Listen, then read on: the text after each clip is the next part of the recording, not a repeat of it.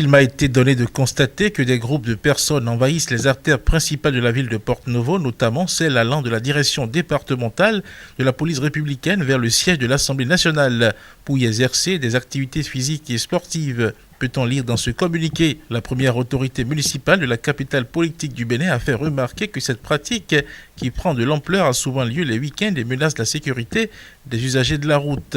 C'est pourquoi le maire Chalman Yankoti a invité par le même canal ceux qui s'adonnent à cette pratique illégale à y mettre fin. Il compte à cet effet sur le sens élevé de civisme de tous.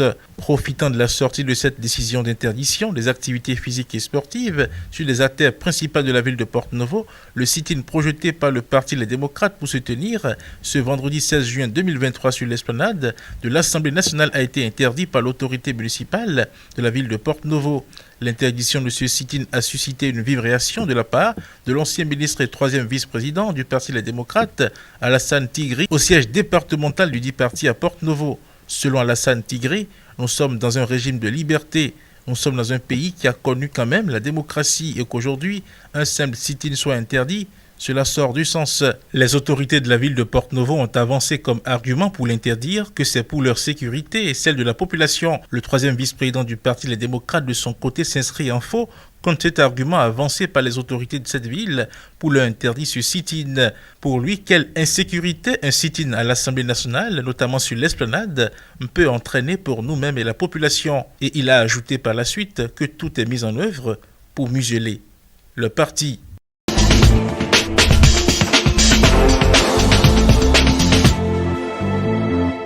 La drépanocytose est une maladie héréditaire due à la présence d'une hémoglobine anormale S dans le sang. Pour prévenir cette maladie, il y a plusieurs choses à faire. Surtout en cette période de fraîcheur, la plus simple à faire, c'est de boire beaucoup d'eau. Je dis de boire beaucoup d'eau parce que avec la fraîcheur, le sang devient visqueux. Et le sang qui devient visqueux ne circule plus correctement. Et donc l'hématie anormale il y aura une falsiformation de l'hématie, c'est-à-dire il y aura une déformation des hématies qui vont s'accoler aux parois des vaisseaux et créer un bouchon, ce qui va entraîner la douleur que ressentent les drépanocytaires durant cette période de fraîcheur. Beaucoup boire, ça permet de fluidifier le sang, de rendre le sang beaucoup plus fluide et cela permettra limitera la falsiformation, c'est-à-dire la déformation de ces globules rouges. Et donc, si les globules rouges ne se déforment pas, il y aura moins de globules rouges qui vont s'accoler aux parois pour faire des obstacles à la circulation normale du sang. Ensuite, si on a la fièvre, il faut rapidement prendre des médicaments pour traiter la fièvre. Et si on prend des médicaments de la fièvre, le premier jour, le deuxième jour, que ça ne passe pas, il faut rapidement courir à l'hôpital pour voir le médecin, parce que ça peut ne plus être seulement la fièvre, mais il y a peut-être une infection urinaire ou une infection pulmonaire ou un paludisme qui est en dessous et qui entraîne cette perturbation que nous allons ressentir par les crises vaso-occlusives qui s'opèrent chez ces drépanocytaires. Actuellement, la drépanocytaire peut vivre aussi longtemps qu'une personne qui n'est pas drépanocytaire. Tout dépend de comment la prise en charge se fait au niveau de cette drépanocytaire. Tout dépend de la fréquence ou des infections, des affections qui peuvent entraîner et ce malade, qui peut amener ce malade à venir à l'hôpital. Donc, moins le malade fait des crises, plus sa durée de vie est prolongée. Pour éviter cette maladie, il n'y a pas plusieurs choses à faire. C'est de ne pas se mettre en couple avec quelqu'un qui est porteur du trait de drépanocytose. C'est-à-dire, avant de se mettre en couple, il faut faire son électrophorèse de l'hémoglobine. Et si vous êtes AS ou SS, il ne faut pas se mettre avec quelqu'un qui a un S dans son organisme aussi. Il faut privilégier quelqu'un qui est homozygote AA, c'est-à-dire celui qui n'a pas du tout de trait de la maladie dans son organisme. Mais si vous êtes AS et que vous vous mettez avec quelqu'un qui est aussi AS, vous avez 25% de chance de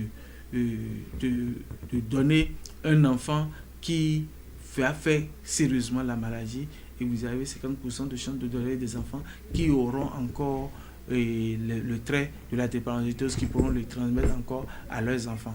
Parce que c'est une maladie héréditaire et on ne peut pas actuellement éviter cela, à part le fait de ne pas se mettre en couple avec quelqu'un qui est déjà porteur du trait de la drépanocytose.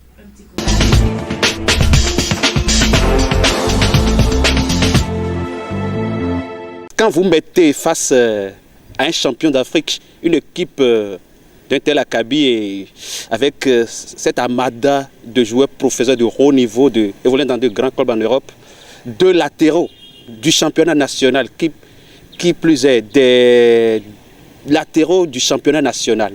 Je veux parler de Moumini Rachid et l'autre Sankama Rabiou. Et au milieu de terrain, on ajoute Dodo Doku. Je vous dis que ça a été vraiment un culot. Et des joueurs de moins de 20 ans. Moins de 20 ans. Et quand on voit tout cela, on se dit, mais cet entraîneur, il faut lui faire confiance. Il est dans son sujet et l'avenir est prometteur. Et c'est un travail de longue haleine. C'est un travail de longue haleine. On a commencé, il a osé. Et c'est pour la première fois que dans notre pays, un entraîneur national de la sélection nationale, la sélection Fanion, a décidé de mettre de tels jeunes joueurs sur le terrain.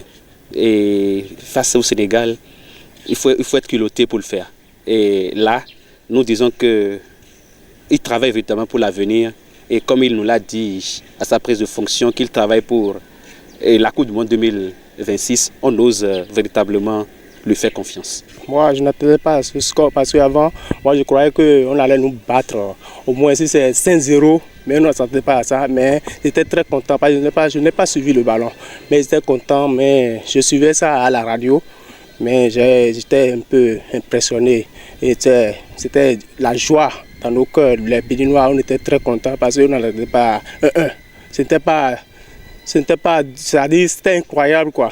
Mais grâce à Mané était là, il y a Gana Gueye, eux tous ils sont là, mais et pourtant on a égalisé le but. Je remercie Dieu pour ça. Je tiens à féliciter. Moi, je disais que le fait que Guinato Rob venait d'arriver, c'est ça qui a fait que notre première rencontre, où il était là, donc contre le Mozambique, si je ne me trompe pas, où le Mozambique nous a gagné à domicile, c'est parce que ce n'était pas la liste de Guinato Rob, parce qu'il ne maîtrisait pas encore les rouages.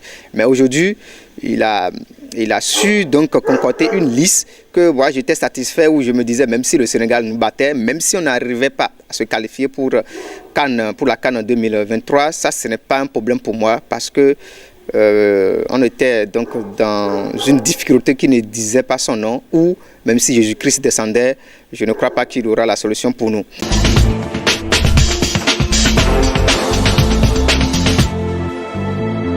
Le constat est fait. Pour le moment, on parle de 2 morts et d'une trentaine de blessés. Nous ne pouvons que nous incliner devant la mémoire des disparus et souhaiter prompt rétablissement aux blessés. Bon, est-ce qu'il faut rendre payant ou payante l'entrée? Je ne saurais le dire. Mais il faut véritablement que la sécurité soit renforcée et que les petites magouilles ne soient plus constatées, parce que quand le stade doit contenir un nombre, il faut véritablement y prêter attention et ne pas aller au-delà de ce qui est prévu.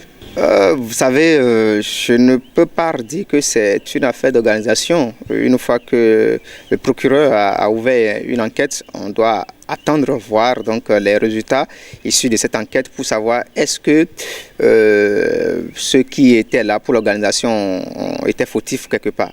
Mais ce que je vais dire, c'est que qu'en soit le drame, il faut situer les responsabilités peut-être au niveau de l'organisation, mais aussi au niveau de l'incivisme peut-être du public sportif. Parce que vous savez, c'est quand même un stade. Ce n'est pas quand même chez vous. Pour sortir d'un stade, il faut quand même être discipliné. Il faut quand même être discipliné. Et ce que moi je peux dire à ça, c'est-à-dire qu'il faut que nos dirigeants prennent la sécurité du stade. C'est-à-dire, je ne sais pas ce que, mais il n'ont qu'à prendre la sécurité là en main. Parce que ça, on ne peut pas regarder un ballon et mourir. Laisser la famille, les enfants et mourir, ça ne nous avantage pas.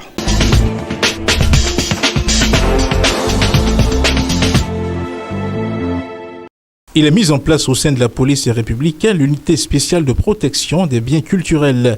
Les effectifs de l'unité spéciale sont placés sous le commandement d'un officier de police ayant des aptitudes dans le domaine de la protection du patrimoine culturel, assisté d'un agent qui le supplée en cas d'absence ou d'empêchement.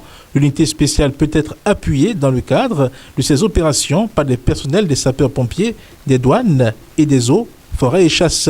Selon l'article 8 du décret numéro 2023-254 du 10 mai 2023 portant attribution, composition et fonctionnement de l'unité spéciale de protection des biens culturels, peut, en cas de besoin, être renforcé par un personnel civil technique. Le personnel civil est astreint aux mêmes obligations de confidentialité et de réserve que celles applicables aux membres de l'unité. Selon l'article 5, l'action de l'unité spéciale de protection des biens culturels se décline en 4 axes principaux, à savoir la prévention des risques et atteintes aux biens culturels nationaux par la définition de plans de sécurisation adaptés en collaboration avec les partenaires institutionnels, publics ou privés, les propriétaires et responsables d'œuvres d'art et les professionnels du marché de l'art, l'investigation à travers des enquêtes menées sur initiative ou par délégation judiciaire, le renseignement criminel, la coopération nationale et internationale dans son domaine de compétences, la formation et le renforcement des capacités des acteurs intervenant dans la protection du patrimoine culturel.